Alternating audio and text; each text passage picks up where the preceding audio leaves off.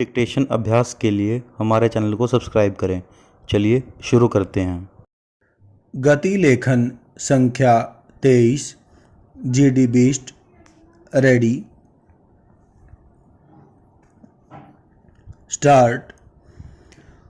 उपाध्यक्ष जी, मैं कह रहा था कि जब संसदीय शिक्षा समिति ने अपने प्रतिवेदन में स्पष्ट रूप से शिक्षा मंत्रालय को यह परामर्श दिया है कि विश्वविद्यालयों में शिक्षा का माध्यम बदलने के लिए 5 वर्ष का समय अधिक से अधिक दिया जाए, और मंत्री परिषद ने भी अपनी बैठक में लगभग इसी प्रकार का निर्णय लिया है, तो इन दोनों महत्वपूर्ण निर्णयों के बाद मेरी समझ में बात नहीं आई कि अनिश्चित काल इस परिवर्तन के लिए केंद्रीय सरकार को देना कहाँ तक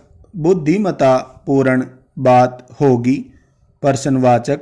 इसीलिए मैंने अपने भाषण में पहले यह अनुरोध किया था शिक्षा मंत्री जी से कि जहां तक भी संभव हो इस 5 वर्ष की अवधि में आलोचना से डरकर अपनी नीति में किसी प्रकार का कोई परिवर्तन न किया जाए।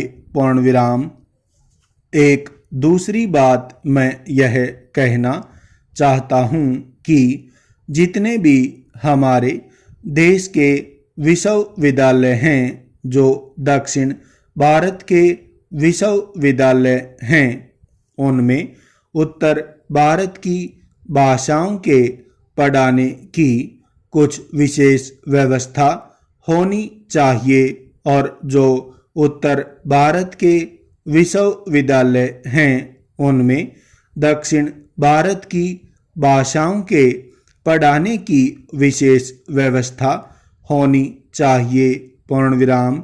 लेकिन इसके लिए एक सुविधाजनक मार्ग यह अवश्य अपनाया जाए कि जो श्री जवाहरलाल नेहरू के समय में निश्चय हो चुका था कि सामान्य लिपि के रूप में देवनागरी को सारे देश में स्वीकार कर लिया जाए।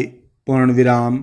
विभिन्न भारतीय भाषाओं का साहित्य देवनागरी लिपि के माध्यम से अगर अध्ययन का विषय बन सके, तो समझता हूँ कि उन भाषाओं के सीखने में समय भी कम लगेगा और वह बुद्धिगम्य भी अधिक हो सकेंगी।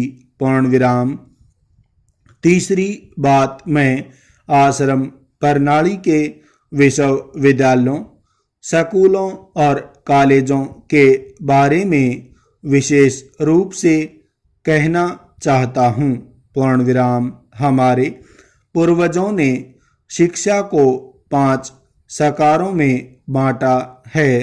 पूर्णविराम। इन 5 प्रकारों में से पहला था कि शिक्षा में अर्थ के आधार पर कहीं छोटे और बड़े का भेद नहीं होना चाहिए।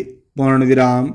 दूसरा प्रकार था कि शिक्षार्थी जीवन में जितना ही सादगी का आदी होगा, उतना ही विद्या के लिए अधिक उपयोगी होगा। पूर्णविराम। तीसरा प्रकार था कि गुरु और शिष्य का जितना निकटतम संपर्क रहेगा, उतना ही विद्यार्थी विद्या अध्ययन के क्षेत्र में अधिक सफल रहेगा। पूर्णविराम।